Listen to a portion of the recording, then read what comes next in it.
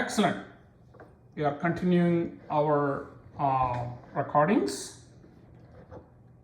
Today, the topic is your advice to your children and grandchildren. I'm sure you have a lot. So, take it away.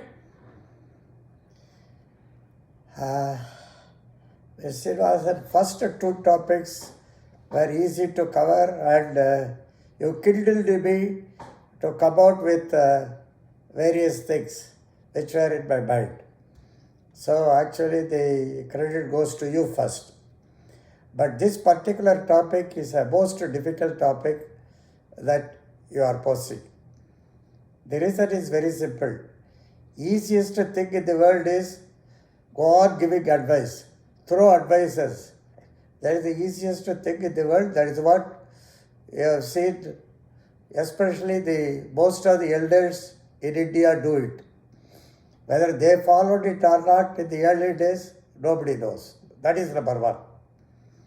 Second point, I am very firm that you should never give advice to children below the age of 14 or 15 when they can understand what is the advice, what is the background of advice. Giving an advice to 80-year-old child, a playing child, is not at all correct. Maybe you can advise saying, be careful, cross the road carefully and things like that.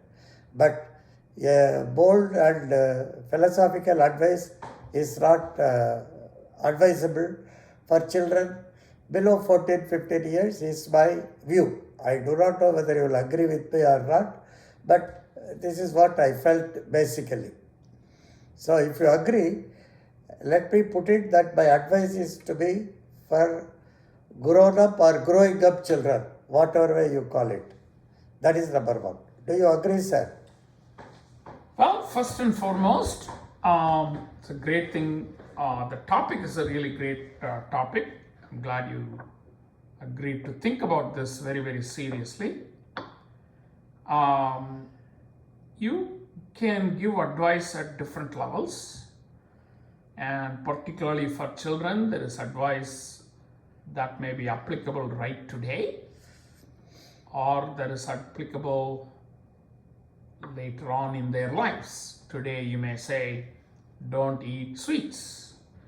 Yeah. But then you may want to extend it further and say, eat healthy. I mean, it may be very difficult to explain to a very little boy or girl Exactly. eating healthy, whereas you can say, don't eat too many sweets. That may be a little bit easier. So I'm suspecting you are going to be tailoring your message accordingly. Okay. But this is for the future. When you are recording today, your children will listen to it 10 years from now. Yeah. 20 years from now, your grandchildren will look at it and say, oh, this is what he wanted. And then he may call you and say, is this what he wanted, or he meant something else? So that is what it's about. Okay. Okay. Got it. So, life lessons. If If you think about grown-up people like your children, Yeah. they may have certain challenges in their lives, and Yeah. maybe you have observed something that you are right. You are right, sir. I should advise only from my past experience and exposure. I should not advise theoretically what I have heard from some epics and things like that.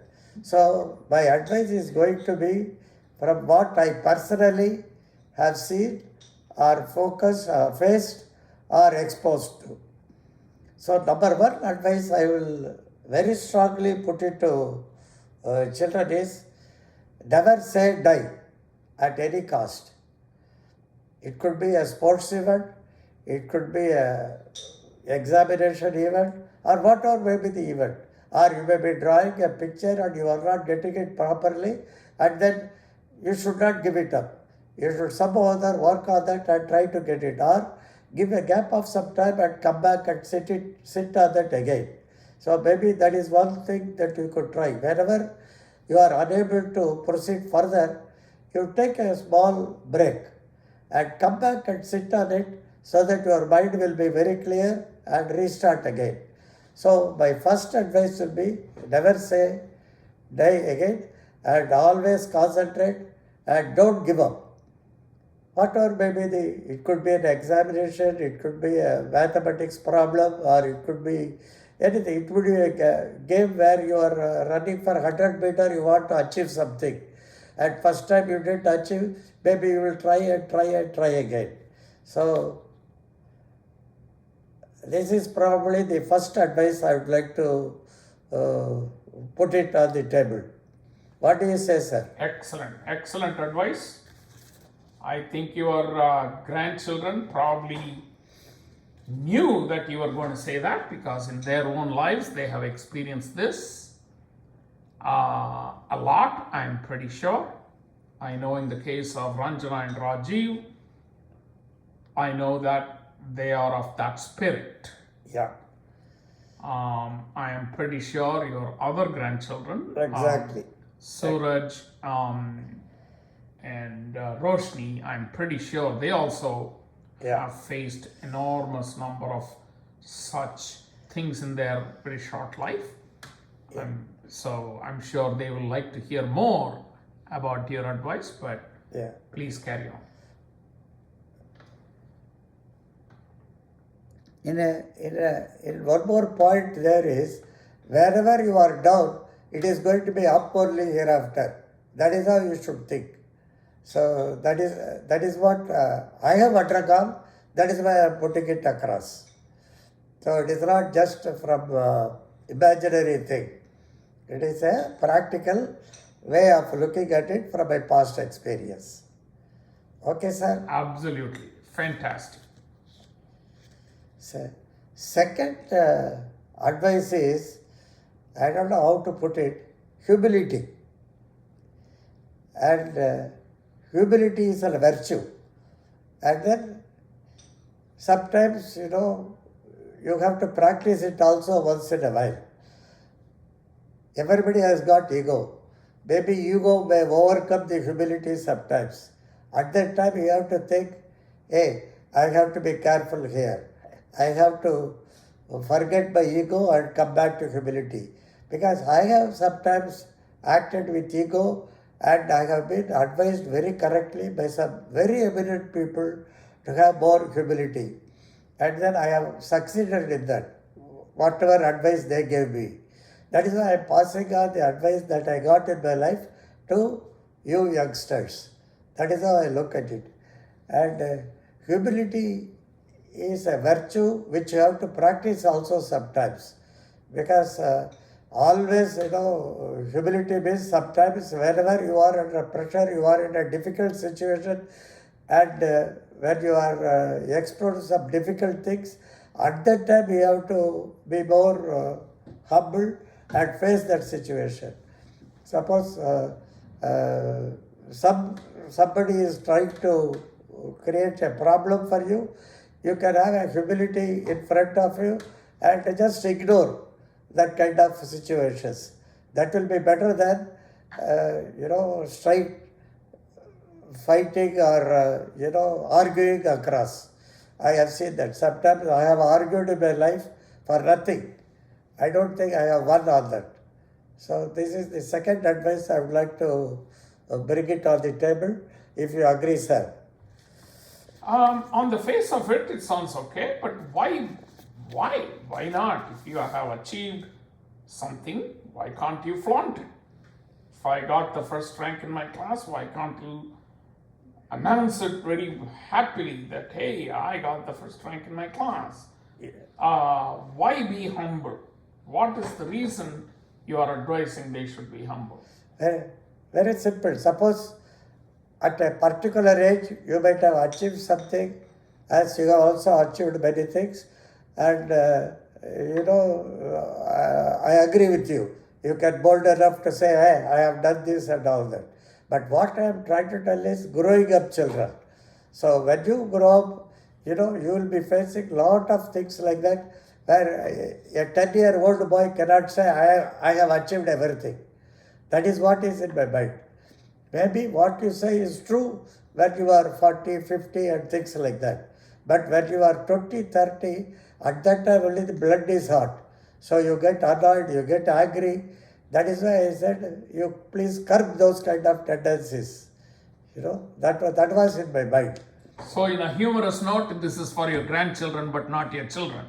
So, your children can be bored. They don't Correct. have to be humble. You may be right. Yes. Okay, good. Carry on, please. That the third one is self-reliance, or doing everything by yourself and don't depend on somebody else. This I have learned in a very hard way. Why to go so far? I was depending on somebody even to get up and walk and things like that. Within 15, 20 days, I am able to walk and I am so happy that I will do it to myself. So I don't want to give very big, serious, difficult examples. This is the simplest example that is in front of you today. So maybe that is why I say that rely on yourself. Don't depend on somebody else. So probably this is one advice I would like to give it to the growing up children and already grown up children also. Because at the age of 80 plus, I have come across this. So earlier days, you will come across many more times of this kind of things. So this is the third point maybe I would like to tell you. So, on the other hand, you cannot do everything by yourself, can you? I mean, after all, you need somebody to, let us say, cook your food or clean your house or clean your clothes. Or if you say you don't rely on anybody, be self-reliant, how can that work? This is a very good question, because what I meant was not for day-to-day activities and things like that, but it is as a principle and policy. You want to be on your own. For example, you are reciting a sloka. You cannot ask somebody else to recite a sloka on your behalf. So maybe things like that. Whatever you can do by yourself, you should do it. It is not even cooking and other things. You did not do it by yourself. You can give always a helping hand to the people who are working for you. Maybe that way we can put it. Day-to-day activities, you can divide this into two parts. One, you give a helping hand. Always don't sit and wait for the things to happen. Second part is, many times you have to do it for yourself. You cannot ask somebody else to do your work. Maybe you can do it in two parts because of your wonderful question.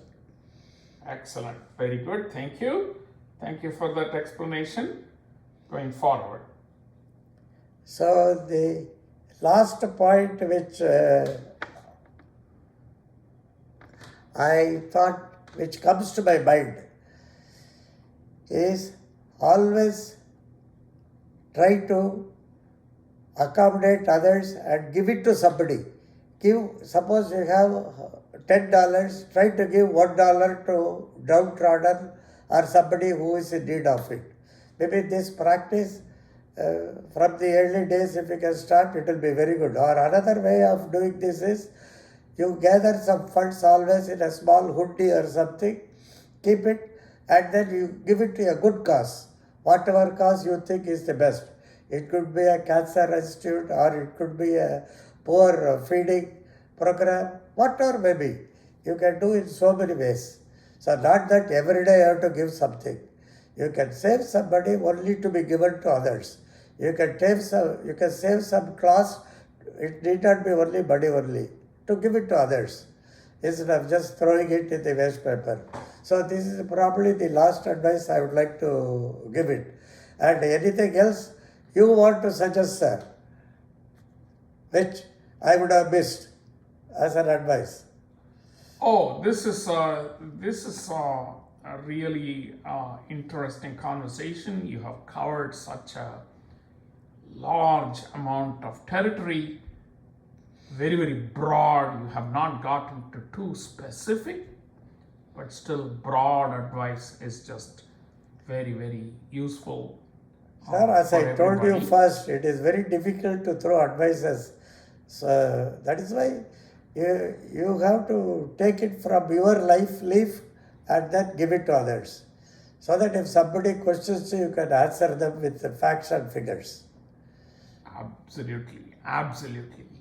So I take it that you have, apart from your immediate children and grandchildren, you are also thinking about many other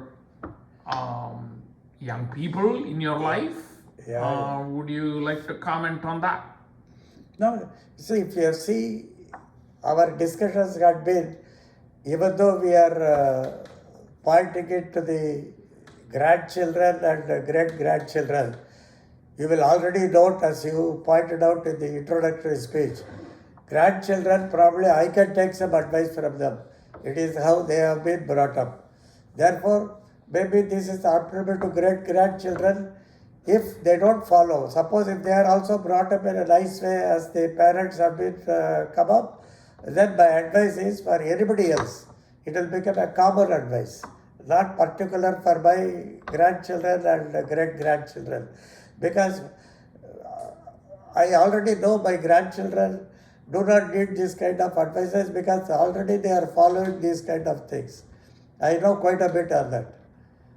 So I this think is it my is answer. always good to hear from elders, Yeah. even whatever be their walk of life, however successful they are.